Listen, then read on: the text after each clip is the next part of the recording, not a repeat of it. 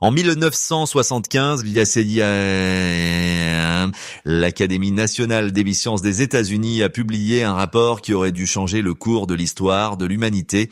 Il y décrivait une plante comme un supermarché sur un seul tronc, affirmant qu'elle pouvait résoudre le problème de la carence en protéines dans les pays en développement. Chacune de ses parties, racines, feuilles, farine, gousses, graines, étaient comestibles et nutritives. Un seul organisme produisait 5 types d'aliments contenant plus de protéines que le soja et plus de calcium que le lait. Cette plante, fixant son propre azote, s'auto-fertilisait tout en fournissant de la nourriture. 50 ans ont passé et pourtant, le nom de cette plante reste inconnu de la plupart des gens. Ce silence a un prix, mesuré par les statistiques de la malnutrition et les profits des entreprises d'engrais. Il s'agit du haricot ailé, scientifiquement connu sous le nom de Psophocarpus tetragonolobus. C'est une culture complète qui a été cachée parce qu'elle menaçait l'indépendance humaine. Ce n'est pas l'histoire d'une plante inconnue, c'est la preuve de la façon dont un système basé sur la dépendance gère une solution qui ne demande rien en retour. Le manque de connaissance de l'existence du haricot ailé a des conséquences directes. Nous payons des engrais azotés alors que le haricot ailé les produit lui-même grâce aux bactéries symbiotiques dans ses nodules racinaires. Chaque saison, nous dépensons de l'argent pour des produits chimiques que cette plante produit gratuitement, tout en améliorant la qualité du sol pour les cultures suivantes.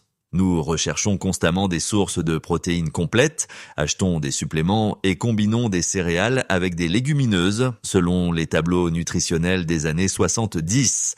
Pendant ce temps, les graines de haricots ailés contiennent tous les acides aminés essentiels dans des proportions qui égalent les protéines animales, représentant 35 à 40% de la matière sèche. En comparaison, le soja, considéré comme le roi des protéines végétales, oscille autour de 34%.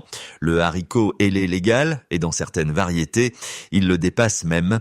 Nous sommes dépendants de chaînes d'approvisionnement facilement perturbées, comme nous l'avons observé en 2020, lorsque les étagères des magasins se sont vidées et les prix ont grimpé en flèche.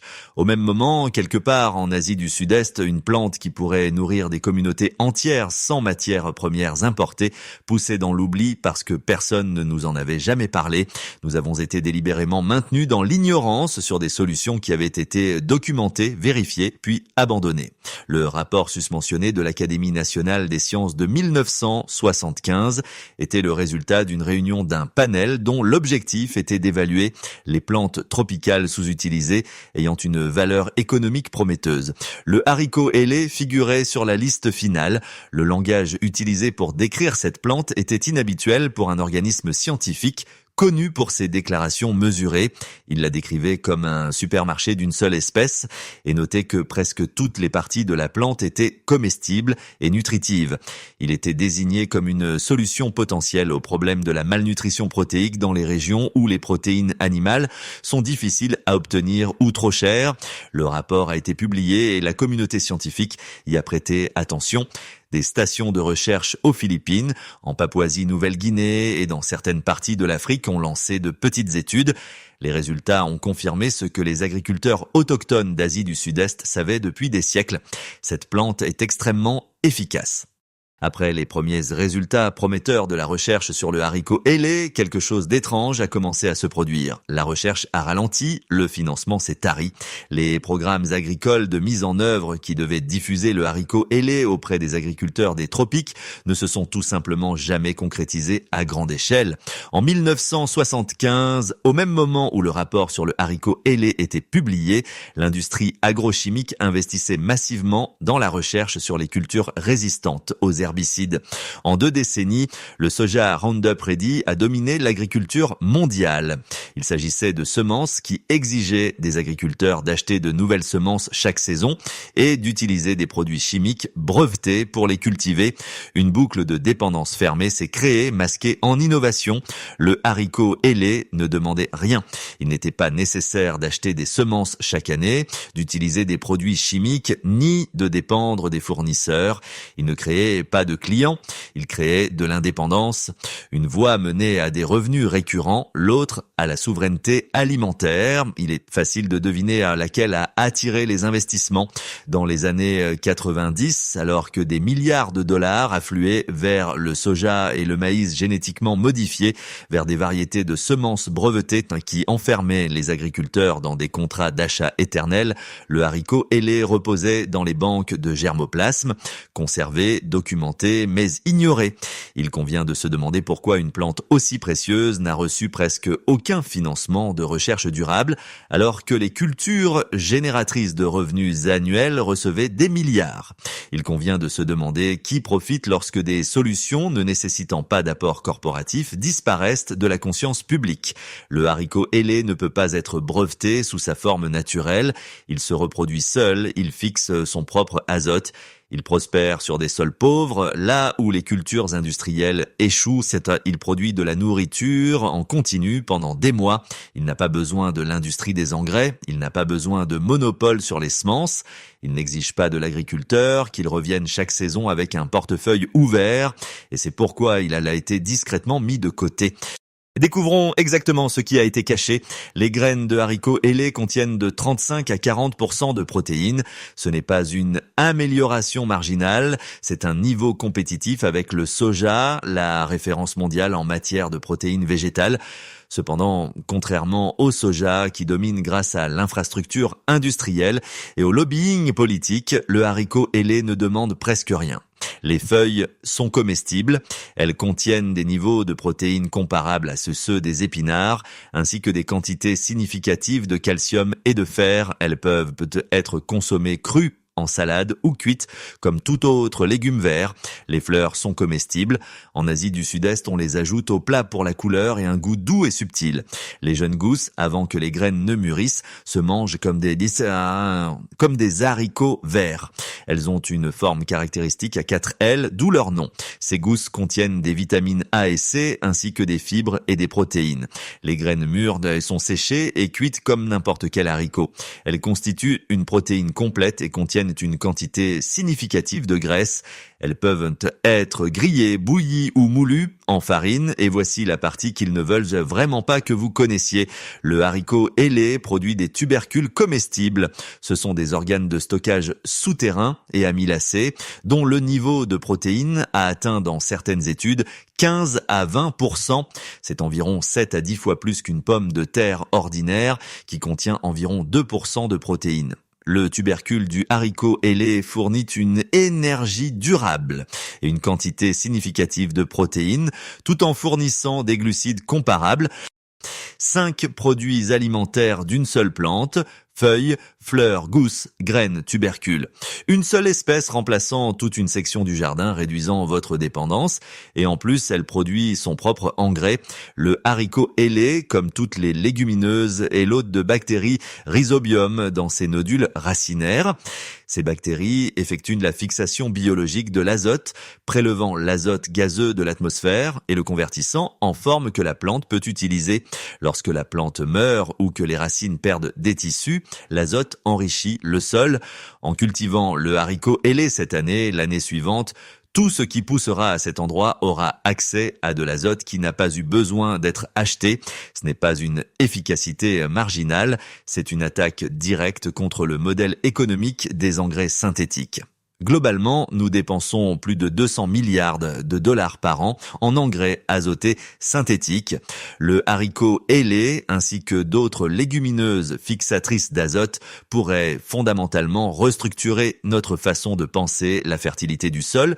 Ce n'est pas une correction mineure, mais un changement de paradigme et presque personne n'en parle. En Papouasie-Nouvelle-Guinée et dans certaines parties de l'Indonésie, le haricot ailé est cultivé depuis des siècles.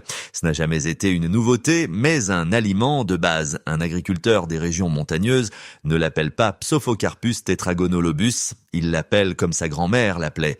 Et il mange de la même lignée génétique que sa grand-mère plantait il y a des décennies, sans catalogue de semences, sans commande, juste la continuité Les communautés l'intégraient dans des systèmes de polyculture où elles grimpaient sur d'autres plantes, maximisant l'espace vertical. Ils mangeaient les feuilles quand elles étaient prêtes, les fleurs quand elles fleurissaient, les gousses quand elles se formaient, les graines quand elles étaient sèches et les tubercules quand la saison se terminait. Ils n'avaient pas besoin d'une université pour leur dire ce qu'ils possédaient. Ils avaient besoin que le reste du monde les laisse en paix assez longtemps pour qu'ils puissent continuer à la cultiver. Les programmes agricoles coloniaux promouvaient les cultures de rente, les produits d'exportation, les monocultures qui nourrissaient les marchés européens mais détruisaient la souveraineté alimentaire locale. Le haricot ailé ne se prêtait pas à l'exportation à grande échelle. Ce n'était pas une marchandise, c'était une nourriture pour les communautés. Et la nourriture pour les communautés ne génère pas le genre de revenus qui attire l'attention des institutions. Pour reconnaître le haricot ailé lorsque vous le rencontrez, faites attention à ses caractéristiques. C'est une plante grimpante qui a besoin de support, un treillis, une clôture ou les tiges de plantes voisines comme le maïs. Elle peut atteindre 3 à 4 mètres en une seule saison. Les feuilles sont trifoliées, ce qui signifie 3 folioles par feuille, similaires aux autres plantes de haricots. La caractéristique distinctive est la gousse. 4 crêtes longitudinales courent le long de la gousse, lui donnant une section transversale carré et ailé. Aucun autre haricot commun ne ressemble à ça. Si vous voyez une gousse de haricot avec 4 ailes, vous l'avez trouvé. Les fleurs sont généralement bleu clair à violette, bien que certaines variétés produisent des fleurs blanches. Elles apparaissent en grappe, suivies par les gousses caractéristiques. Les tubercules se forment sous terre, semblables à de petites pommes de terre, mais souvent plus allongées. Notez que toutes les variétés ne produisent pas de tubercules significatifs. Si vous souhaitez produire des tubercules, recherchez des variétés spécifiquement sélectionnées à cette fin. Faites attention aux questions de sécurité. Le haricot ailé n'est pas connu pour ses doubles toxiques dans la famille des haricots. Cependant, comme pour toutes les légumineuses, les graines mûres crues contiennent des facteurs antinutritionnels tels que les lectines et les inhibiteurs de trypsine. Cuisinez toujours soigneusement les graines mûres. Les jeunes gousses, les feuilles et les fleurs peuvent être consommées crues ou légèrement cuites. Le plus important est que vous pouvez cultiver cette plante. Elle n'a jamais été interdite. Elle n'a jamais été illégale. Elle a simplement été rendue invisible par la censure la plus efficace de toutes, le silence.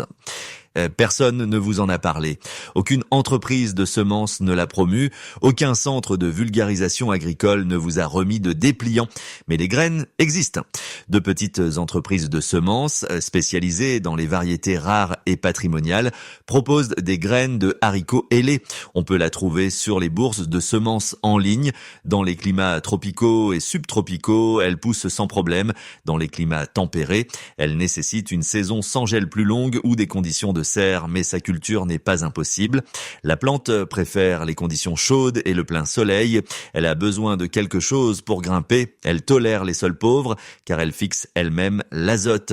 Elle produit en continu après le début de la floraison, ce qui signifie que vous récoltez pendant plusieurs mois et non une seule fois.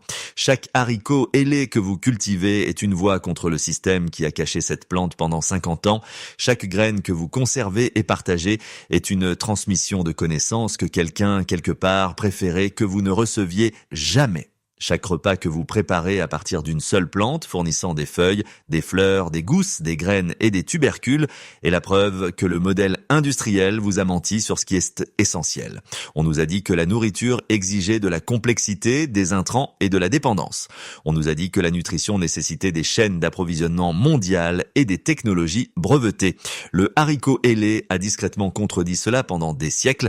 Le rapport de 1975 existe toujours. Vous pouvez le trouver, vous pouvez lire les mots des scientifiques qui croyaient qu'ils introduisaient une solution au problème de la faim.